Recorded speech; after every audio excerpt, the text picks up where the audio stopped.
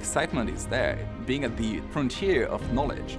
There are innovations and new developments and breakthroughs that could improve the human race that are waiting to be discovered by budding engineers, and we really need more of them in order to make those breakthroughs. There is a task to generate knowledge, but there is a task to transfer knowledge. If you could bring an innovative approach, a little grit and hard work and determination, the sky's really the limit.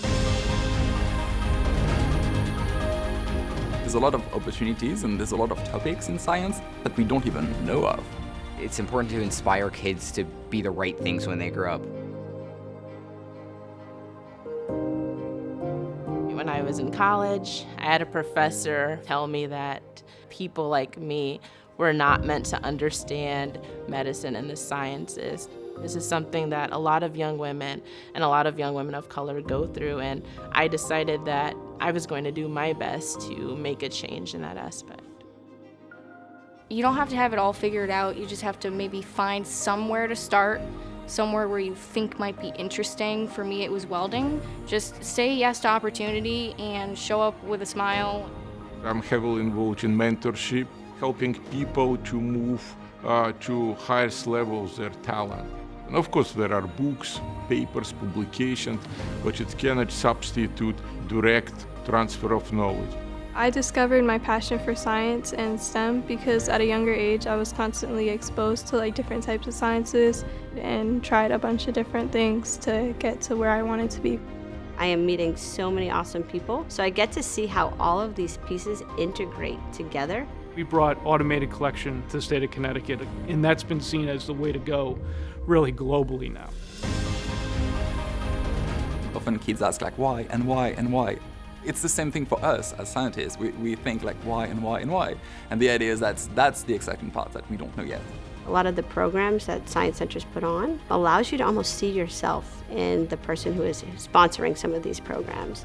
The Science Center is an extension of science in the classroom. It makes science be a part of the community. It makes science be a part of their lives outside of school. So it gives science a different level of importance. It started from the first step, so hopefully some of people who went through this science center eventually will expand their future path. The future for girls in science is bright. There's a lot of inspiration. Girls are starting to have way more opportunities than they had many years ago. I have two young girls that I'm very excited to see, how they are going to grow up and the opportunities that they're going to have. If you're interested, try to keep your brain as open as possible to opportunities and to different topics, and you might be able to find something really incredible that you will love, but not necessarily thought of. Taking advantage of opportunities that are given to you and knowing that you can have help around you and you can always look to someone around you. Sometimes with innovation you don't know what will fly eventually, what will not. And sometimes the most simple solution could be what would change the entire world. You don't have to have things figured out. You just need to go for something. Once we get little girls in our circle and they see young women such as ourselves pursuing biology, pursuing engineering, pursuing architecture, they begin to say, oh, maybe I can do that too.